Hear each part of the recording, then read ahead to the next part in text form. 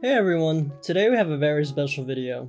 This video is going to be a tour of my Animal Crossing island. Since this channel is all about my creative expression and New Horizons is all about that, I thought I'd showcase my almost 700 hours of creativity.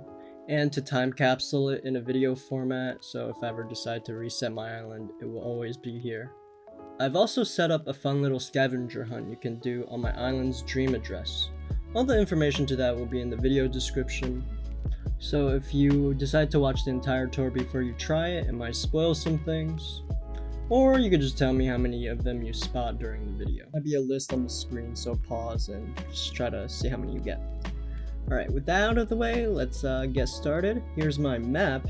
The theme I went for on my island was a mystical fantasy theme, with lots of Easter eggs to video games that I like, and ASTRAnights, which is my own made-up fantasy story.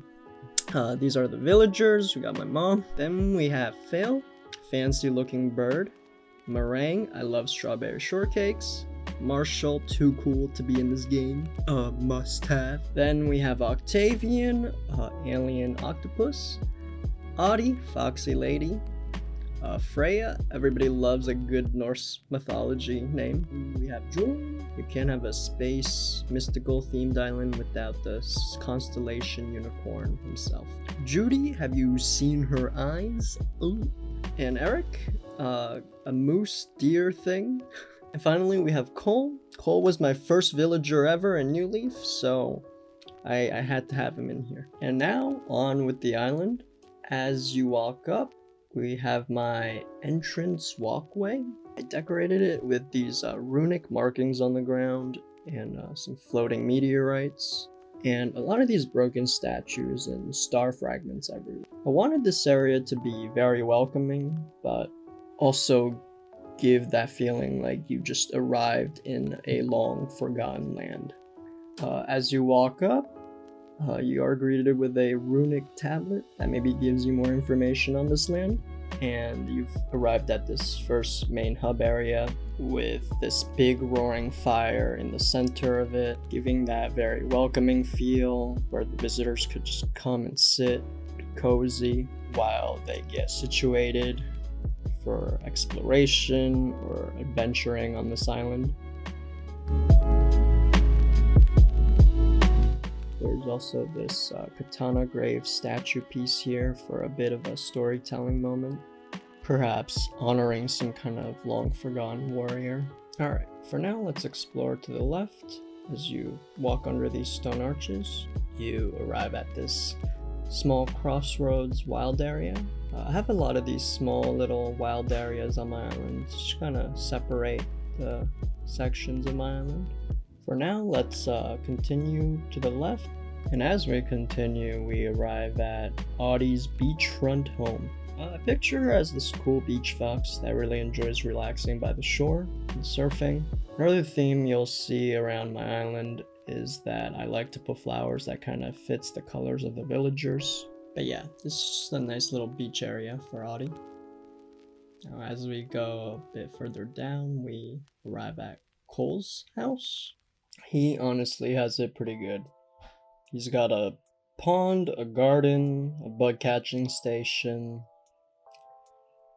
Yeah, and he has a cushion to sit on. I've actually seen him sit on that cushion and look out towards the sea, and it's just the cutest thing ever. And one more look at Cole's front yard.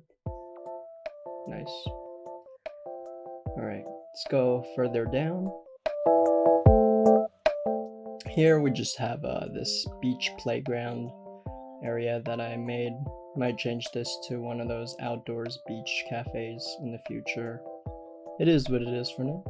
If we go down a bit further, we have something very special. This is our first ever workbench. Very sentimental, so I made a little spot for it.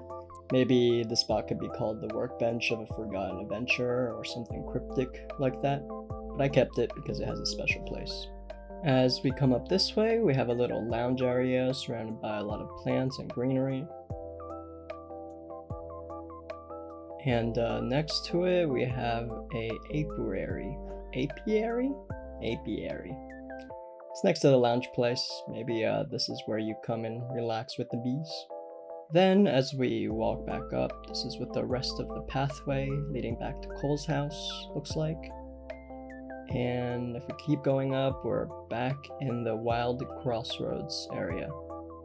The north stone arch leads us to, as the sign shows, the campsite.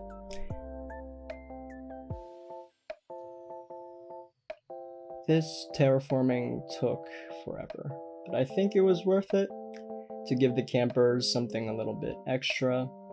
I adore this double waterfall, double incline leading up to the campsite right here. And we're at the campsite.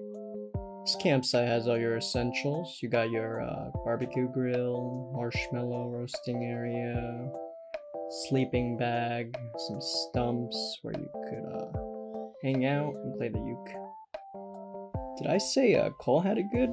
Well, whoever decides to camp here truly are living like royalty.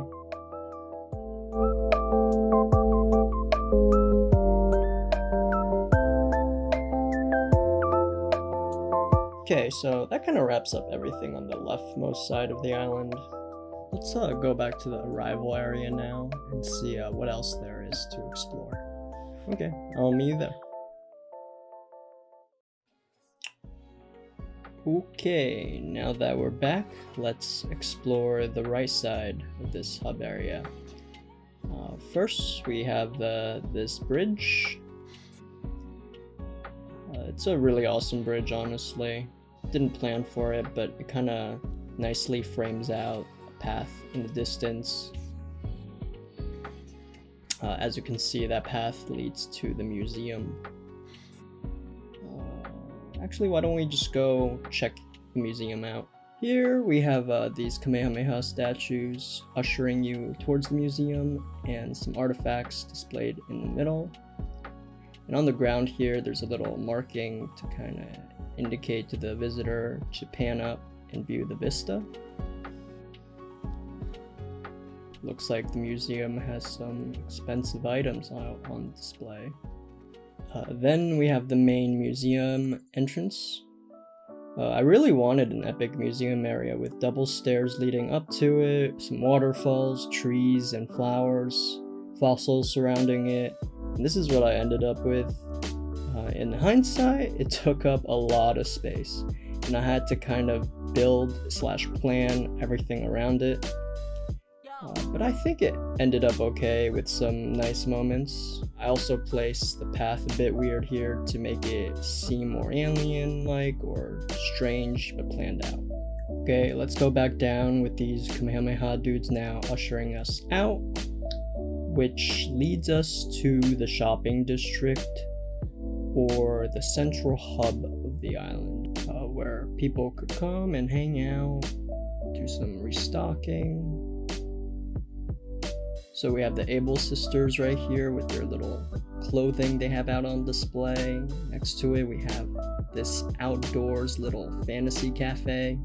I wanted to make it so it looks like, you know, they're selling some potions and whatnot in the background to kind of capture that fantasy feel.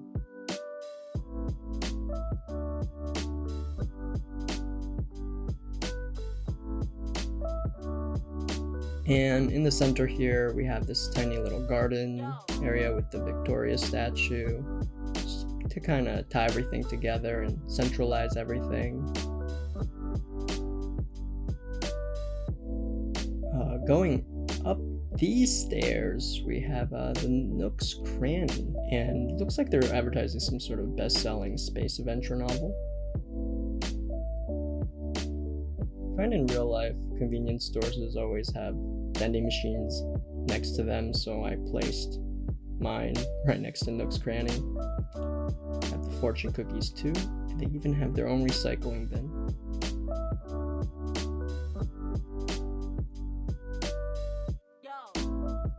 As I was planning this, I fell in love with the idea of having the Ables and Nooks really close, but on different levels. So that's how I ended up doing this little area.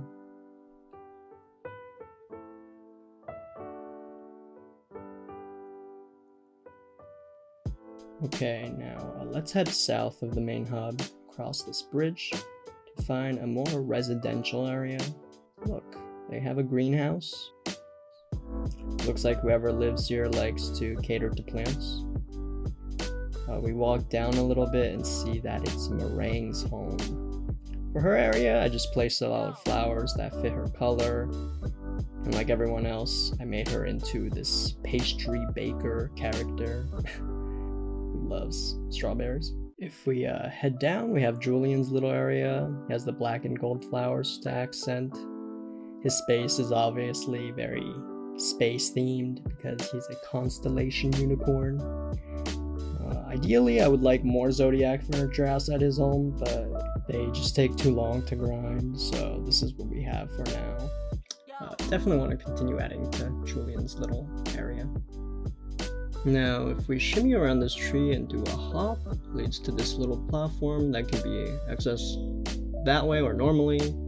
And if we do a hop, we end up in Resident Services. It's just one of many small little shortcuts I've scattered around my island for convenience. For Resident Services, I kind of made it really spacey, mystical kind of theme, with all these star fragments and star moon designs on the floor.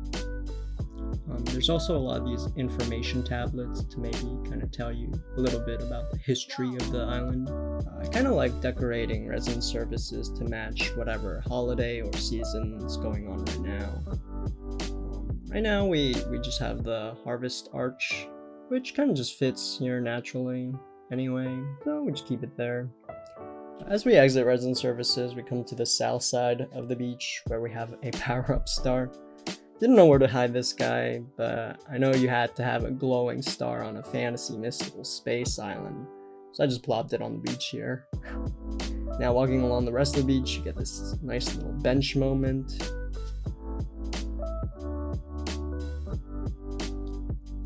Continuing along, we have this little just public beach relaxation station for all the relaxers out there.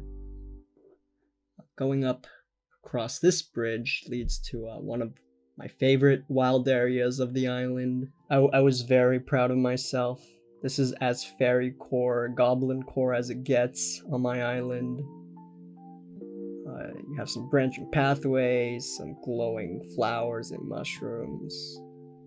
This is where I peaked for my wild area designing. Here we also have many branching pathways. The left one just loops back around to Meringue's and Julian's, but you do get this double bridge moment I try to do. I'm not a fan of this wooden suspension bridge. I wish they had more designs, but it's what it is for now. Hopefully in an update down the road they give us more bridge options, but for now let's enjoy this little walk through this fairy core wild area. And we're met with more branching paths right here. But let's take this one for now, which leads to Marshall's home. For Marshall's home, I wanted to give him something very fancy and garden-like because he's just a very fancy looking dude. So I put a lot of statues and white roses to kind of represent that. They also just kind of match his house really well too, so that was just an icing on the cake.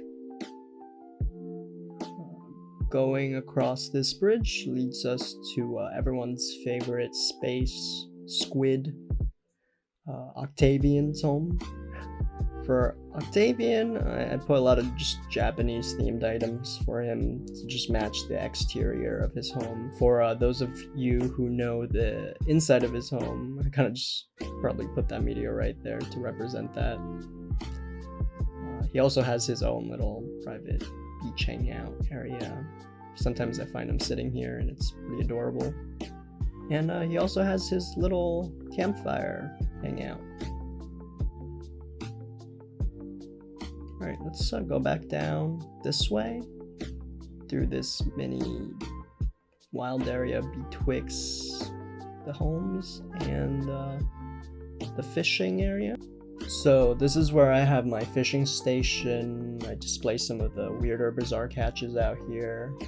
And I try to put everything on this dock, all my bait crafting station, to craft more bait if needed. This is where I come to just fish all day for those pesky rare sea fishes. And my favorite part, this romantic little bench with some garden lanterns to make this spot extra secluded and cozy, where you could just kind of relax and look towards the horizons. Once we're done with that, if you come hither to the left side, we have a nice little picnic area. Switch light. As we continue along this beach, we arrive at what I like to call Hollow Wave Shell Beach. It's just a little tropical, little private beach area where you could come and relax, vibe with this cat here.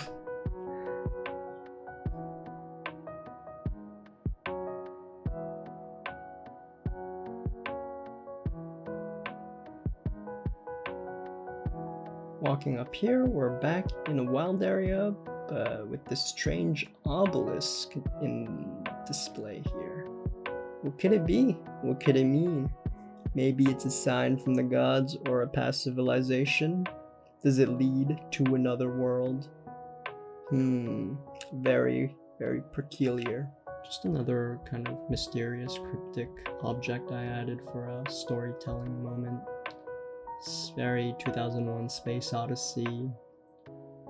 Mysterious obelisk in the middle of an island.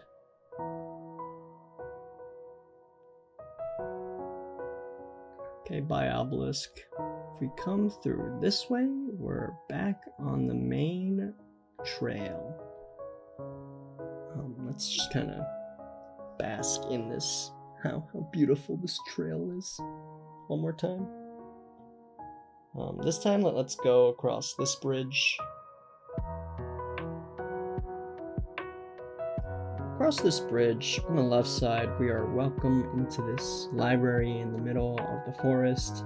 I feel like reading in nature would be really relaxing, so I made this little library nook area. Maybe get some work done. Even has a cozy little fireplace for you to kind of sit, maybe tell or listen to some stories. Hey, is that ASTRAnight? Across the library we have Phil's home. I feel like Phil is the cool romantic one, so I decorated his yard with a lot of the wedding items. It kind of fits his home too, so it ended up working out really well.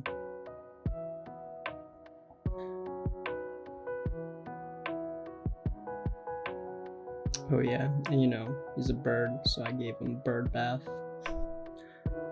Makes sense. Alright, decoy duck. Walking to the right side, we have now Freya's abode. Since she's named after a Norse goddess, I wanted to give her that edgy Viking-esque vibe, while still appealing to her wolf side. So she has the crescent moon back of her house and some of these sharp rocks. She also has this beach area where it's just kind of open. She likes to come here and do her workouts. And this is just kind of a launch pad for diving into the sea. Right, coming up here, something very special to me. It's a little painting station. As an artist, you know, I feel like this was essential, must have. Look out to the horizon, work on your art a little bit. So it's such a big mood. I wonder what they're painting here. Further north, we have this really secluded hangout area. Maybe this is where Freya comes to chill. What's that up ahead though? Looks like we're blocked by this thwomp. How do we get past? Let's see if we could sneak behind it. to get to this treasure dungeon area. And a mysterious blue tablet this time. What could it mean? But there's a lot of gold here, so maybe we could take some and maybe sneak out.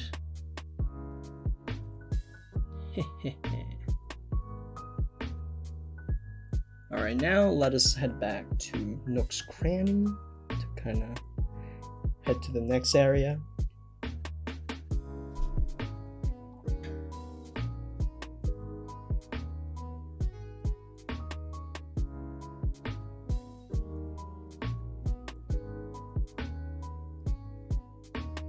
Another mysterious tablet.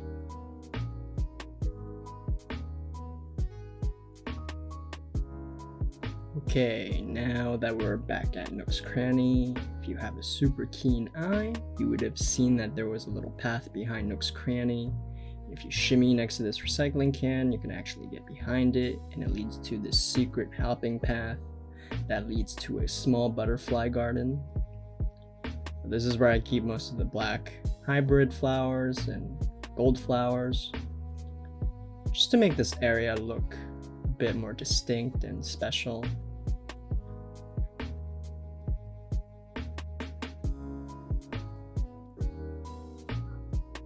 Behind it, we have Red's docking area, where adventurers come and wait for Red.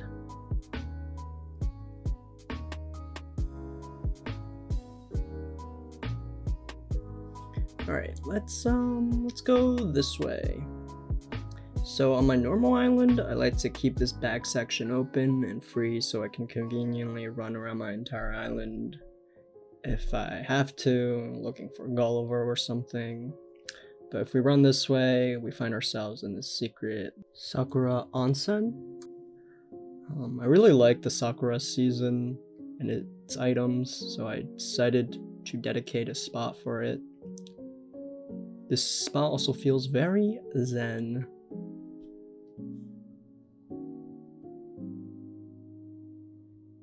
This is also where I keep a lot of the traditional looking Japanese stuff, the bamboo set.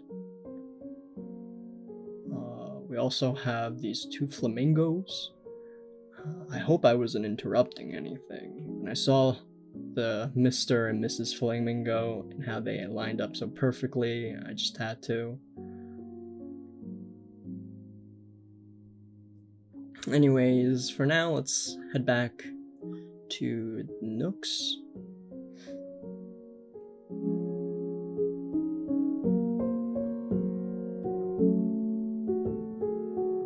Man, I really dig this secret little garden back here. Jump, jump, hop. Wee. And now we're crossing the final bridge. Let's get a good shot of it. And we land at our mom's house. Yeah, during the pandemic, my mom watched me play for a little bit and really took interest to it. So I let her play a bit, and that little bit turned into hours, and then it turned into days. It was honestly really nice to see how my mom shared something I really enjoyed doing, so, I let her play. However, watching her play and randomly shake or pick up furniture was very frustrating, but it was a really good bonding experience nonetheless. She really liked fishing, and she got really good at it. She earned enough bells to kind of pay off the loan for at least the house, so I was very impressed. And she decorated this entire house by herself. I would say it's a very mom-esque interior. She's got the washing machine, the random fire, the bell rug. I was pretty impressed with her progress. I did do a lot of the decoration outside, however, just move some of her workbenches and put the little fishing bait by her house. Okay, if we keep walking towards this direction, we have a Judys House. Man, Judy is probably one of my favorite new Animal Crossing villagers to come to New Horizons, or to the series. I decorated her house with like a bunch of flower colorways that matched her colorways. And I just kind of filled her area with a bunch of flowers and a beautiful statue in the back, because that's what Judy is. And I wonder what Judy's reading there. Very interesting. We continue to the right. We have Eric's home. So since Eric is like a deer moose thing, I wanted to give him a biome that kind of suited that animal. So I made his area very like wild and kind of rustic, cabin in the woods type of feel.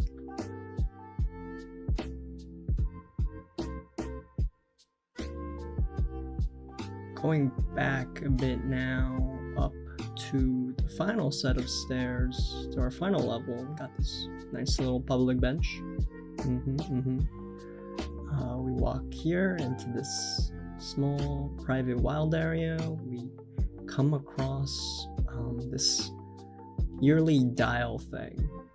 I saw this on Reddit, and I was like, that would be such a cool idea to have on my island, to display all the unique little items that, you know, mean something to me for each month, each season, to kind of just showcase my progress and, you know, the neat little things I've done in the game. And I've been updating a little bit with those nuptial rings for June. This area is pretty cool. It's like a little Dark Souls reference here. Dark Souls Bonfire Area. Kindle the flame.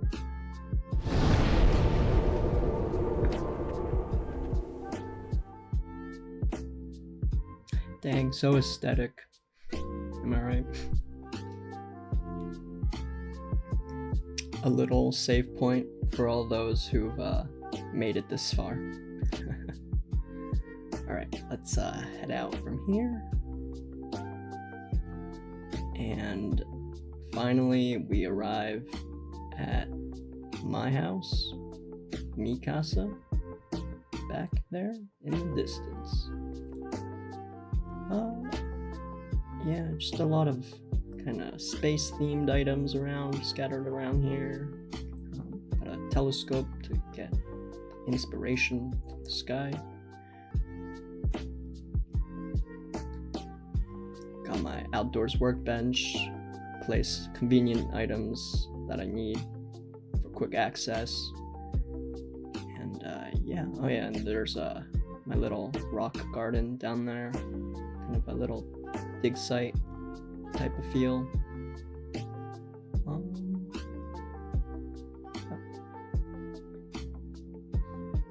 Now, and that lucky cat, gotta have that lucky cat.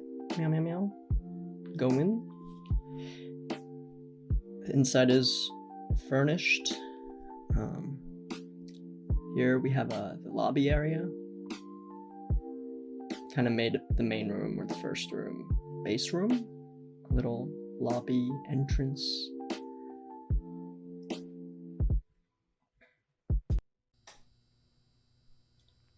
If we go to the left, we have, what is it? We have the bathroom.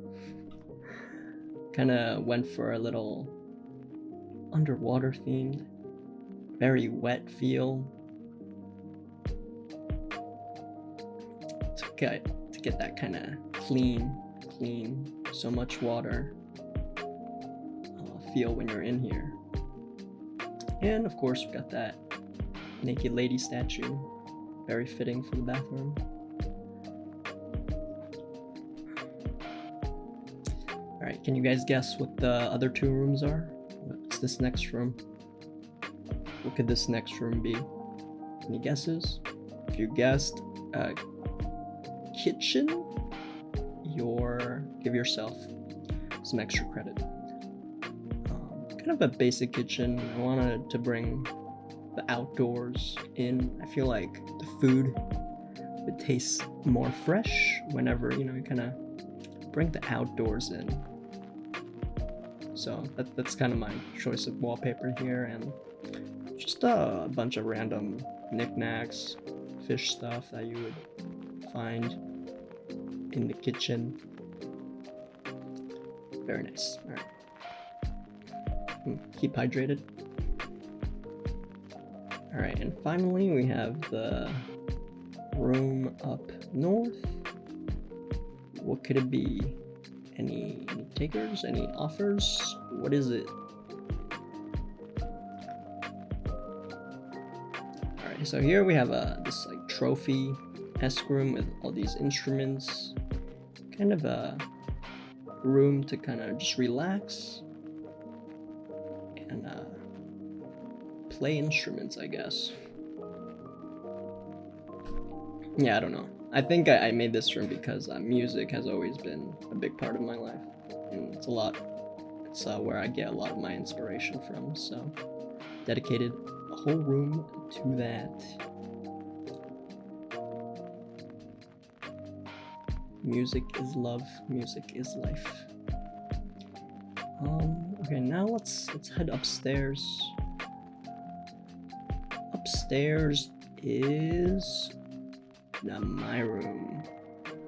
I don't usually have the lights on, but this room is very true to my room in real life. Actually, a lot of the inspiration I get for decorating my room in real life, I get from this room. Like, I have a lot of the same furniture. I have a record player. I have like albums hung on my wall. And look at all those albums.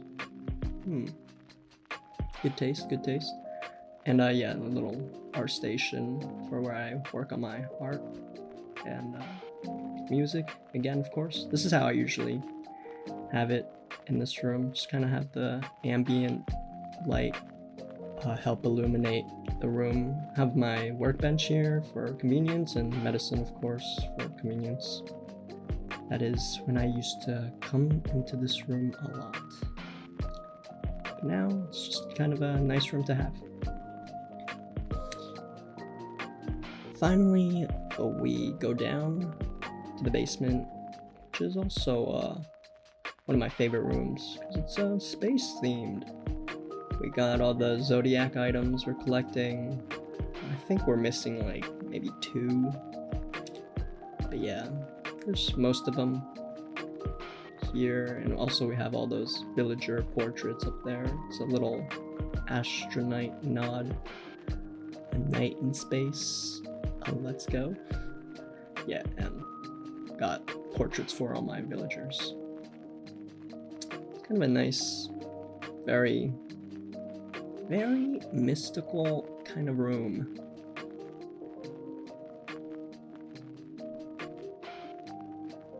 And that's it. It's my house. That's the Mikas. Now let's take the warp pipe back. Where do you think the warp pipe leads us to? Well, if you guess resident services, you're right. But that is a very convenient warp pipe for when you need quick access to flights. But yeah, that's the gist of my island. Essentially, there were some extra secret spots that I didn't show off, so I'll leave that open to scavenger hunt people. Yeah, I'm gonna go plug the scavenger hunt one more time. So if you're interested, go to the dream address, get all the list of items, and go see if you can find all of them. There's some like secret pathways I didn't really show off in this tour, and you know, it'd just be really fun for you if you kind of discovered it yourself. If you made it this far, thank you so much. Hopefully this video gave you some inspiration and you enjoyed the tour. If you enjoyed it, leave a comment and a like. I would love to hear your thoughts. Yeah, that's about it for now. It's been Astra. I'll see you in the next video.